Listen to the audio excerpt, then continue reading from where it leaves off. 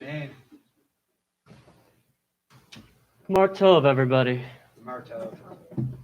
On the first day of Rosh Hashanah, I spoke to you, those of you who were here, about the importance of listening to other people's voices and other people's needs. I connected it to the text Shema Kolenu, which actually is a Yom Kippur text, not Rosh Hashanah. And I wanted to continue that conversation about Shema Kolenu today, since it is Yom Kippur, and we actually are going to be hearing Shema Kolenu. I'm going to take it in a different direction this time, though, with the help of one of our great sages, Rabbi Eliezer ben Hyrcanus, who lived in ancient Israel during the 1st and 2nd centuries. The Talmud tells us a story that there was a famine in the land. Rabbi Eliezer declared a cycle of fasts for the congregation. He hoped that by fasting, Hashem would bring rain to the land. But after the fasting was over, the rain hadn't come. It looked like Rabbi Eliezer's plan to induce rain had failed. And so the congregants made for the exits.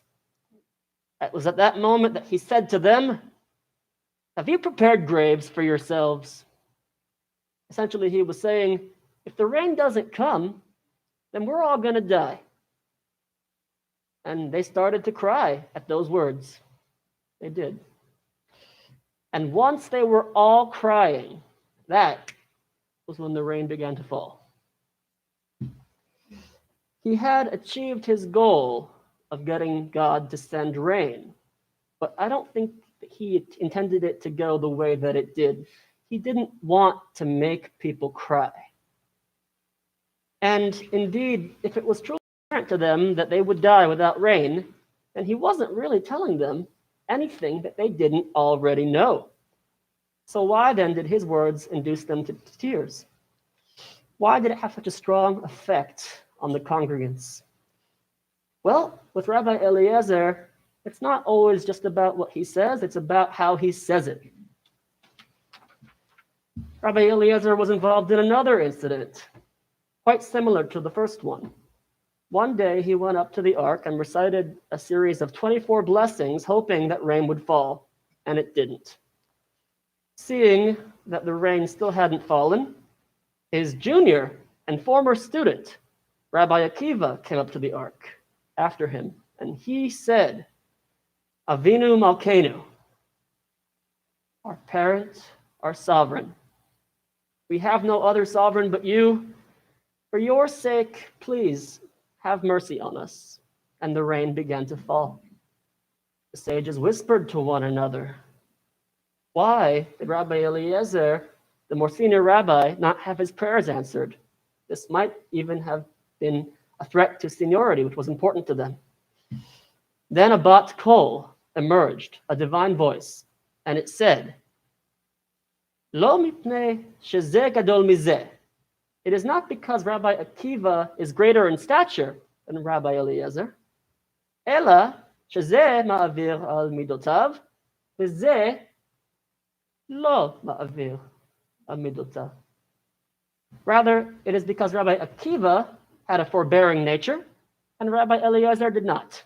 That is to say, unlike Rabbi Akiva, Rabbi Eliezer did not act with patience or with restraint. How we sound matters. It's not that Rabbi Eliezer's words weren't well-chosen words. Certainly, he was a great orator. It's just that, unlike Rabbi Akiva, his words just weren't as genuine. What about our voices? What about the way we speak? What about our tone? What about our speaking tempo? What about our vocal inflection? If that sounded strange to you, those last few sentences, it's because I altered them. For better or worse, we don't always sound how we mean to sound. Have you ever heard the sound of your own voice played back to you? I, for one, have on more than one occasion come across a video of myself speaking or even singing, and it's not always so pleasant. Did I really sound like that? The recording doesn't tend to lie. The answer is yes. On those occasions, I hope that my intent is clear because my delivery sure didn't come out the way I wanted it to. Sometimes I sound a bit off because I'm nervous. And for all of us, when what we say doesn't come out right, it's often because our emotions have betrayed us. That is why the 13 midot, the 13 attributes of Hashem, are so incredible. Moses understood this. At Mount Sinai, he called Hashem El Rachum V'Chanun Erech Apayim V'Rav Chesed Ve'emet, a God who is compassionate and generous, slow to anger, full of kindness and faithfulness. These midot aren't just what we love about Hashem. They're what we as human beings aim to emulate. And very often, we beat ourselves up about it when we don't emulate them. On Yom Kippur, we beat ourselves up quite literally for this. But we're human. These are godly midot. It's not that we can't sometimes emulate those midot because Hashem put a spark of godliness in us, but we're not God. We can't emulate those midot all the time. To be Hashem doesn't mean that Hashem can't feel things other than these attributes. But what makes Hashem so amazing is that even though Hashem feels what Hashem feels, Hashem can control those feelings. That kind of constant vigilance and self-control isn't natural. It's not a standard that we can meet all the time, but we hope to meet it more often. Sefer Hamidot says, when a person is gracious and generous with someone who has wronged them, and they renounce their claims against the people who have wronged them, then such a person's prayer will surely be heard. What it basically means is, we gotta be classy. Leviticus 19:18 says, Lo tikom velo titor. You shall not take vengeance, nor shall you hold a grudge. Yoma, the Talmudic tractate dedicated to Yom Kippur, actually takes the time to illustrate the distinction between what it means to have vengeance and to have a grudge. What does it liken vengeance to? It likens vengeance to when you ask someone to lend you something and they say no. And then later they ask you for something and you say no, because you didn't lend it to me. Why would I lend it to you? That is the description it gives for vengeance.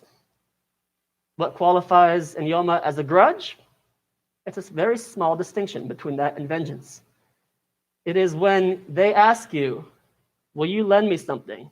And you say to them, sure, I'll lend it to you, because Eini kmotcha, because I am not like you, who didn't lend to me.